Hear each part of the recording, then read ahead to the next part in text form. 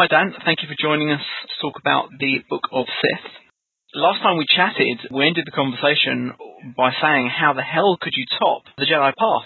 Well, I don't know. I hopefully we've done that. I hope. Fingers crossed. But, the team that was working on that, that was kind of our challenge, was how the hell do you top the Jedi Path? You know, it's a book that a lot of people seem to be really liking still. Both the Vault edition of it, where it had the mechanized case and it had the souvenirs in that. And now,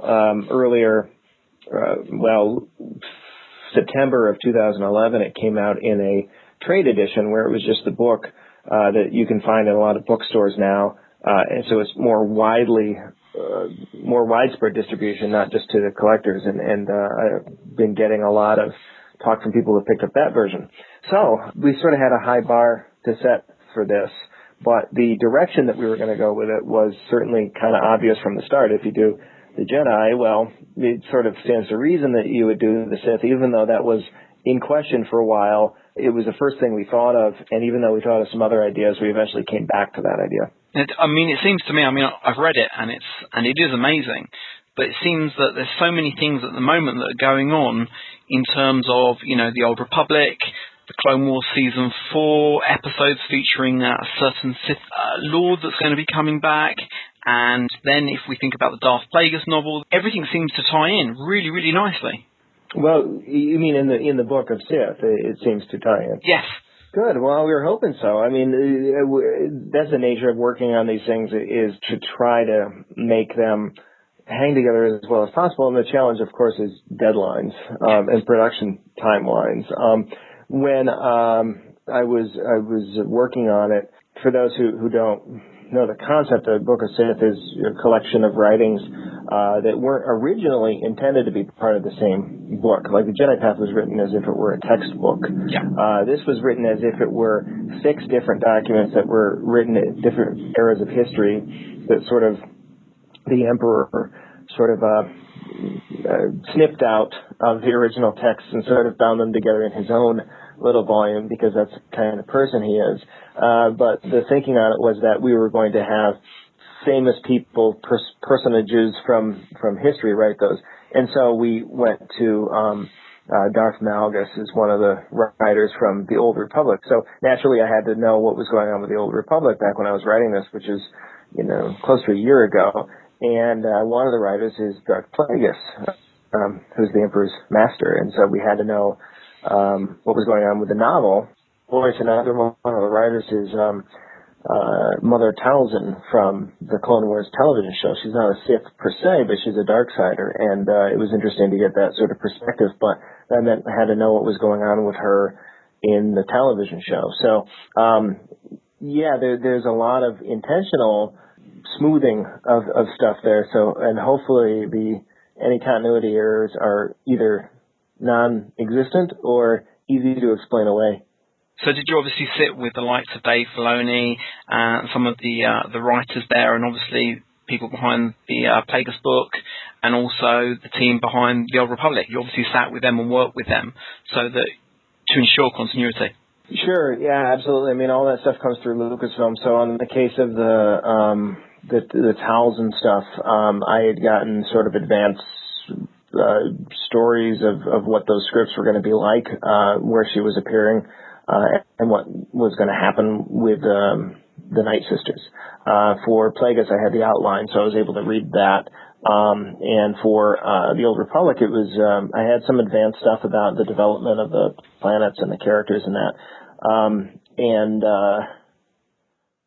Darth Malgus is a character who also has appeared in books and that too. So there's a fair amount of research going on there. That was an interesting one though, because I wrote up my section based on information I had from the Old Republic, and then it went through the head writers of the Old Republic to make sure they were okay with it. And a lot had changed because it's a dynamic MMO, and so I ended up having to go back and rewrite some decent chunks of it just because of the way that the backstory for that game was evolving. But it's a fun game. I just got it last month, and I've been spending some time with it. It's a time sink. Games are a time sink, and yes, time sinks are my nemesis. Okay. So what did you enjoy most about this book as compared to the Jedi Path? Well, that's an interesting question because it was, on the surface, right, this is a bad guys manual. Yes. The Sith are the good guys, so the Jedi are the good guys, the Sith are the bad guys. And Star Wars is set up to sort of have that dichotomy, and it makes sense. But in writing it and actually trying to come up with philosophies, basically it's a collection of 6 philosophical texts on power written by these people. And in order to do that, you can't just be mustache twirling villainy stuff. If they're really writing these thoughts down, they have to be thoughtful thoughts, and they have to have come to these positions through logic. In the case of Plagueis, he's a very sort of a science guy. He's the guy who's manipulating the midichlorians. Yeah. So he comes at it from that perspective, as opposed to Mother Talzin, who's a lot more of a nature sort of old magic, wild magic spellcaster. We have another writer who writes about the ancient Sith. So that's a different type of spellcasting. That's the ancient Korriban Sith, sort of like an Egyptian, Mayan blood sacrifice sort of culture as we've seen in the comic books. So that was a different type of writing. And then Malgus, who's more of a warrior.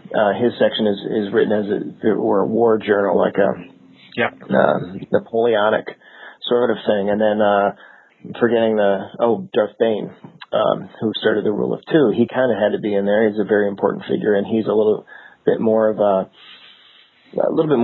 power concentrated because he started that rule, but he's also a great warrior about lightsaber forms. And so it was very interesting to cast, I guess, get back to your question, cast myself in the minds of these people and what would they think was important to write about and what would they believe about it, and really understand, kind of get into their skin, I think. Okay. And which of the 6 texts did you enjoy most to write? The 6 texts were really fun to write. We set them up by chronology or timeline. So it would start with the very ancient one was written by a sort of a sorceress, and then we go into I think Malgus and Bane, Mother Talzin, and then Plagueis, and then the last person who writes it is Palpatine himself.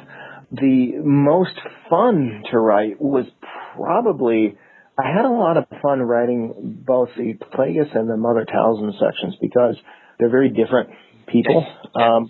She's much more of a spellcaster. She's very spiritual. She believes in the spirits and that, and so she believes in the Force in the dark side. But she's not a Sith. She doesn't come from that tradition. She interprets everything that the Sith are able to do in the sense of nature and magic and sort of these gods that are in the spiritual realm. So they've developed their own mythology. It has nothing to do with anything, but they're convinced that that's it, and that everybody else is wrong. The Sith don't get it. She knows what it is because she's a shaman. And then Plagueis is the exact opposite. He's a scientist. I sort of thought of him as some sort of like Leonardo da Vinci meets Dr. Frankenstein kind of guy who's very he lives in a universe in which you can use magic basically, but he's a very scientific guy, and that was sort of where the midichlorians come into the whole thing. Fans are like, oh, I hate the midichlorians because it kind of removes the spirituality from it. And in writing a section, I thought, well, why not take that as sort of a premise? Like here's a guy who really does kind of believe that, like he can remove the spirituality from it and sort of make it into a science. And what would that kind of guy think about things? And so it was really fun to write his perspective. It was just light years away from the way the other people believe about philosophy. They're completely different worldviews, but they all kind of are. They're all kind of aiming for the same goal, which is power. But they have completely different thoughts about what it means, what power means. It was interesting because when I was reading that section, you actually touch upon a being with a midichlorian count of over 20,000. Well, yeah. No, we know. I think we know who the being is. And I was trying to be a little bit vague. I mean, the implication is that Anakin has no father who's brought into being by the midichlorians. We know the Plagueis can manipulate the midichlorians to create life. Yep. There's all these implications that something strange was going on there, and it's never been made explicit. I didn't make it explicit here, but my personal belief is that there was sort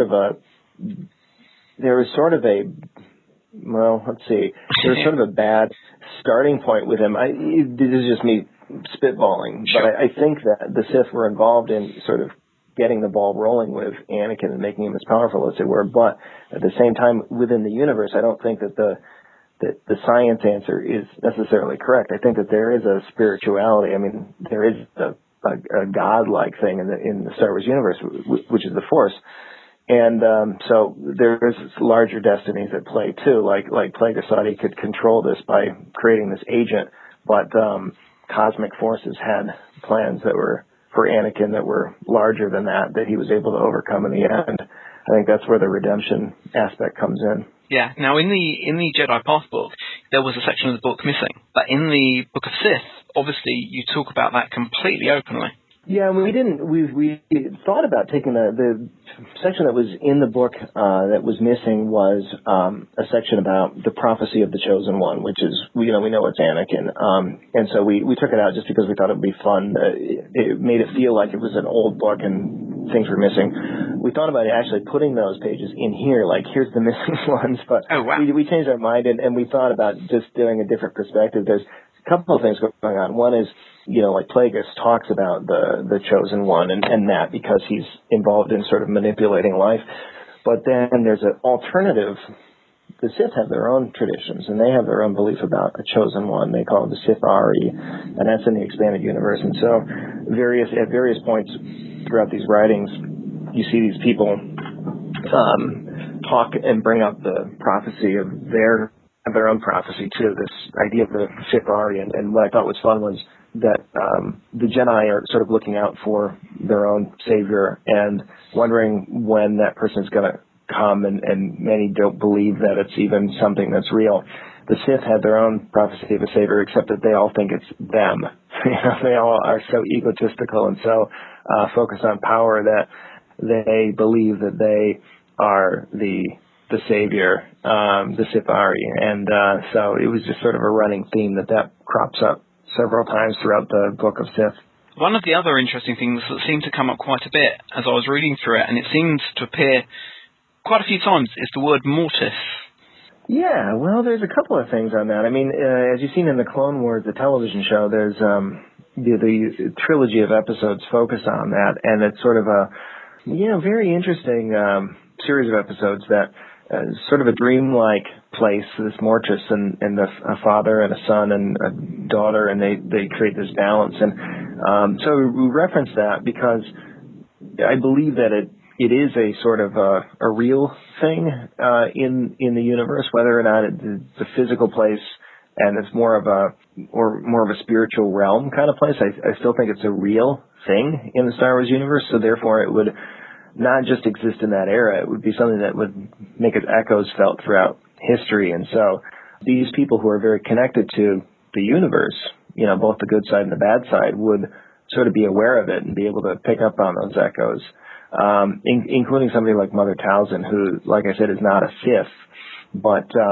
would still sense things like Mortis and the father and the son and the balance, but interpret it through her own lens as to what it meant. And she thinks that they're sort of nature gods because that's what she knows. Yeah. That's the universe it comes from. Well, it's interesting that you mention that the Night Sisters are able to transform into other beings. Very, very similar to, the son and daughter of Mortis.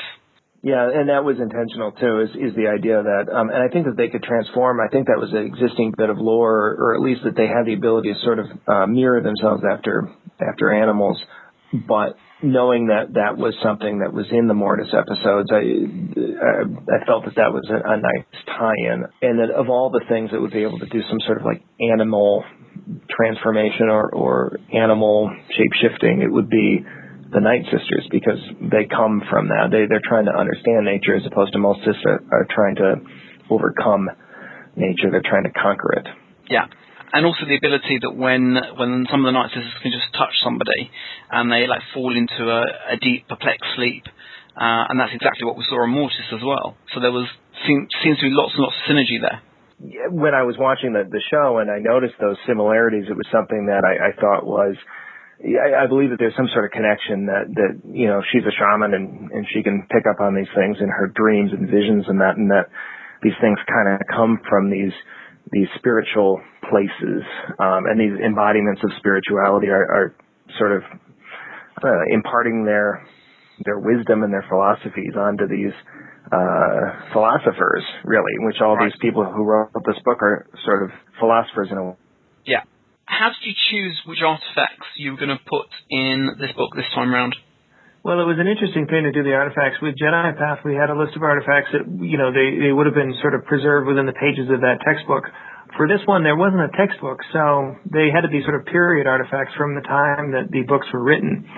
We had a long list of artifacts that we wanted to include, and some of them we couldn't include because of safety reasons, or they would have cost a lot of money to make, or they would have been hard to source the materials for them. But we had brought up a lot of ones that I really liked. The artifacts that are in the book, first thing we knew that we were going to have was a Sith lightsaber crystal. So there is one of those, a red one, of course.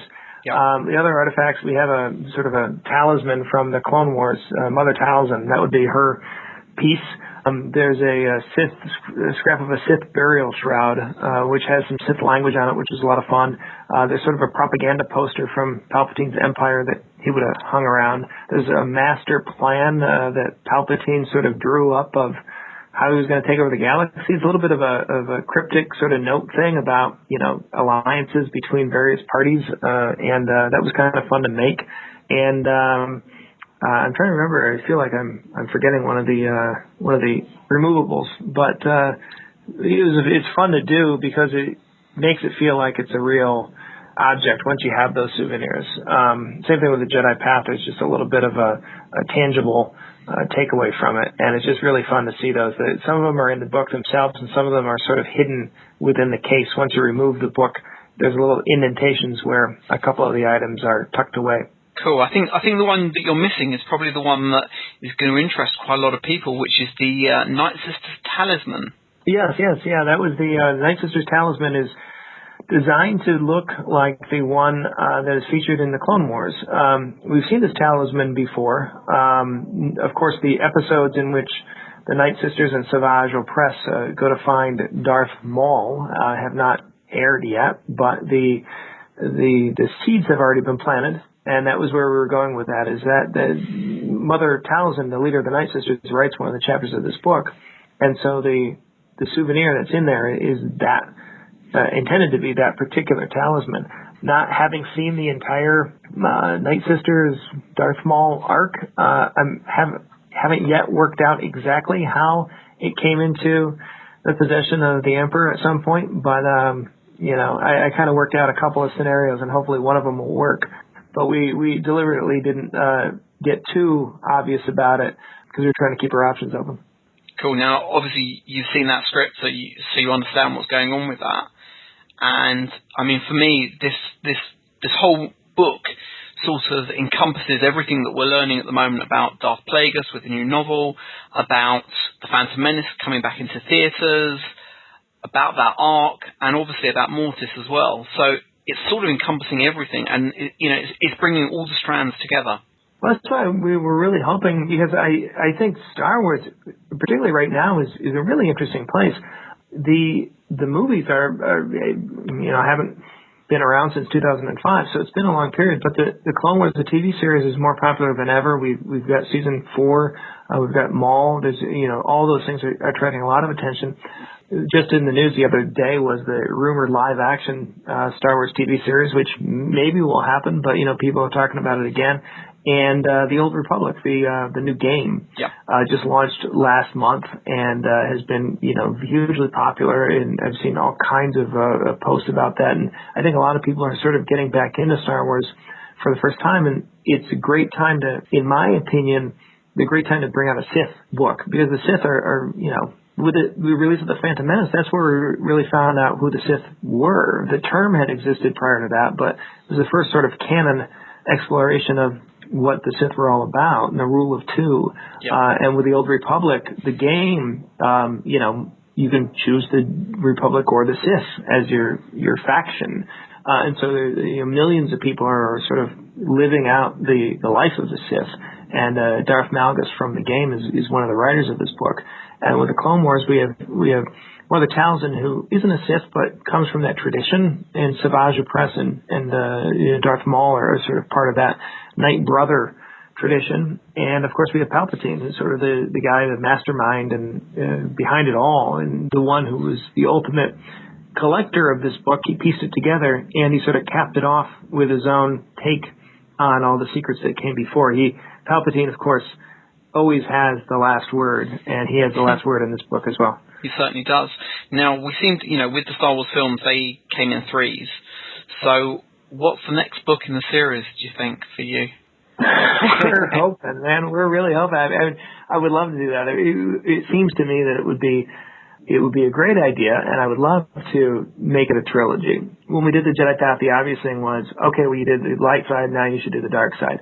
But it wasn't immediately obvious. We thought maybe Lucasfilm might not approve doing a Sith book. They might want to do something else. So we came up with other ideas just in case. And we actually came up with a half a dozen alternate ideas. But if you ask me, and this is just me making stuff up, this is by no means official in any way, but I think it would be a lot of fun to do a third book that was sort of more of a smuggler bounty hunter type of book, because we would then have the light side, the dark side, and the gray side, as it were, in terms of the three sort of morality poles that make up Star Wars. Yeah, I was thinking very much of the Mandalorian sort of side of things, and bounty hunters, and how we see all these various different creatures from different worlds coming together and for specific causes, which predominantly is about money, but.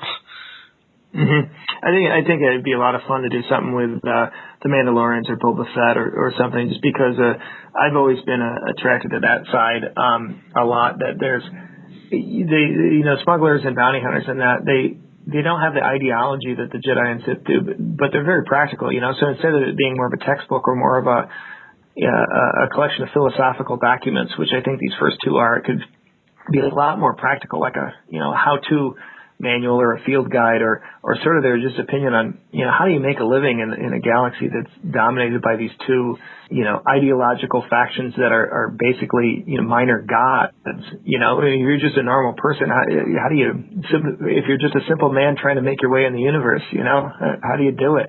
Yeah. I think that could be a lot of fun. Completely. Are you working on any other Star Wars titles at the moment?